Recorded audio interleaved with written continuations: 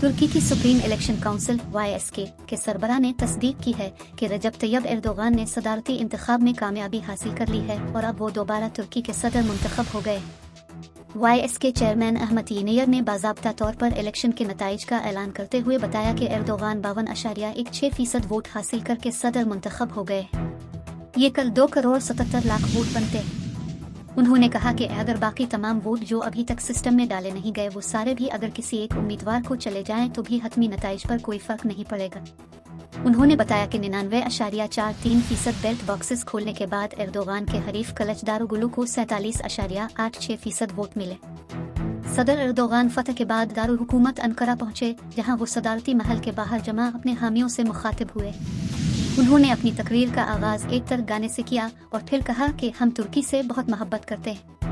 Erdogan ने अपनी तकरीर के आगाज में दावा किया कि सदारती महल के बाहर उनके 3,20,000 हामी मौजूद हैं। उन्होंने लोगों को मुखातिब करते हुए कहा कि आपने हमें दोबारा ये जिम्मेदारी दी है, हम सब मिलकर उसे तुर्की की सदी बनाएंगे।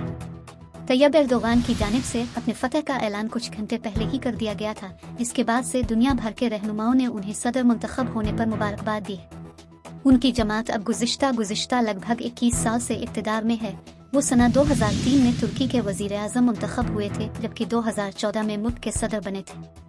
यूं अब उनका दून इक़्तिदार तीसरी दहाई में दाखिल हो गया है। इस साल तुर्की जदीद जमहूरिया तुर्की के 100 सालगिरह मना रहा है। एर्दोगान ने सदारती महल से तकरीर करते हुए कहा कि तुर्क तारीख के सबसे अहम इंतखाबात में से एक में अपने तुर्की की सदी का चुनाव किया। ये वक्त मुत्तहिद और इकट्ठे होने का है। अब ये काम करने का वक्त है। हमारी अव्वलीन जिम्मेदारी उन शहरों की आबादकारी है जो 6 फरवरी के ज़लज़ले में तबाह हुए थे और उसके साथ लोगों को बेहतर जिंदगियां हासिल करने में मदद करना है।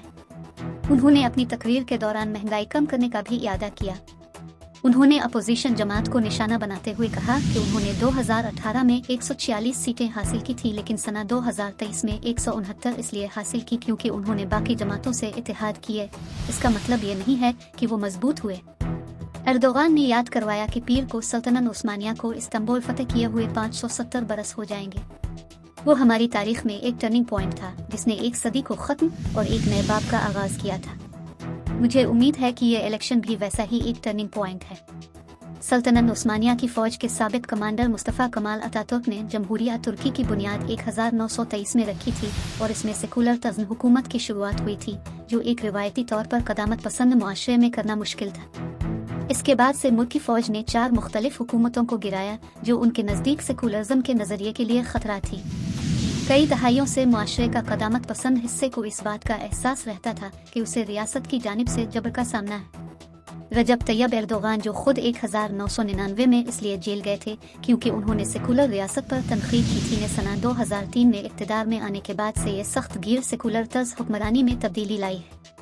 इसके बाइस उन्हें मुआशरे के क़दामत पसंद हलकों से गैर मशरूत हिमायत हासिल हो गई है। वक्त के साथ उन्होंने अपनी पोजीशन मजबूत करते हुए मजीद मजहबी कवानीन लागू किए और अपने अथॉरिटी में इजाफा करते गए। वो पहले मुल्क के वज़ीर-ए-आज़म थे, ताहम वो सना 2014 में सदर बन गए।